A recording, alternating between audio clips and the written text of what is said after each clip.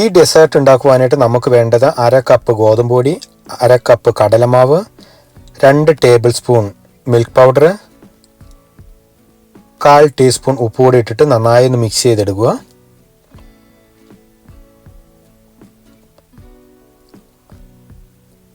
നന്നായി മിക്സ് ചെയ്ത് എടുത്തതിന് ശേഷം അതിലേക്ക് 1/2 കപ്പ് നെയ്യ്, 1/2 കപ്പ് സൺഫ്ലവർ ഓയിൽ ഇട്ടിട്ട് ഒന്നുകൂടി നന്നായിട്ട് മിക്സ് ചെയ്തെടുക്കുക കേട്ടോ.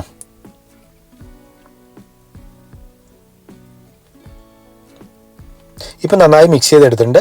ഇനി നമുക്കൊരു മിക്സി ജാറിലേക്ക് ഒരു 1/2 കപ്പ് പഞ്ചസാര, 1 ടീസ്പൂൺ ഏലക്കാപ്പൊടി കൂടെ ഇട്ടിട്ട് നന്നായിട്ട് അടിച്ചെടുക്കണം.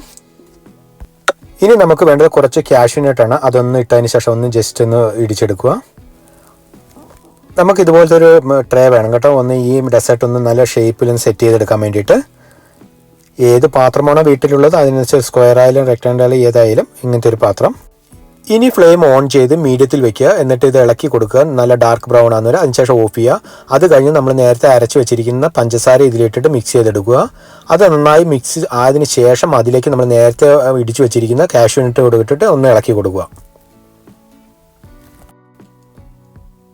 ഇതുകൂടെ കഴിഞ്ഞിട്ട് നമുക്ക് കുറച്ച് ടെമ്പറേച്ചർ ഒന്ന് ലോ ആയതിനു ശേഷം നമുക്ക് കണ്ടെയ്നറിലേക്ക് മാറ്റാം. നമ്മൾ നേരത്തെ റെഡിയാക്കി വെച്ചത് അതൊരു സ്പൂൺ വെച്ചിട്ടൊന്ന് ലെവൽ ചെയ്തെടുക്കുക. ലെവൽ ചെയ്തതിന് ശേഷം അതിലേക്ക് കുറച്ച് കാഷ്യൂ നട്ട് ഒന്ന് സ്പ്രെഡ് ചെയ്ത് കൊടുത്ത് നമുക്ക് കുറച്ച് നേരം വെയിറ്റ് ചെയ്യാം. വെയിറ്റ് ചെയ്ത് കഴിഞ്ഞ് കട്ട് ചെയ്യാവുന്നതാണ്. അപ്പോൾ നല്ലൊരു ഡെസേർട്ടാണ്, നല്ല ടേസ്റ്റിയാണ്. എല്ലാവരും ഒന്ന് ട്രൈ ചെയ്യുക. Okay, thank you for watching.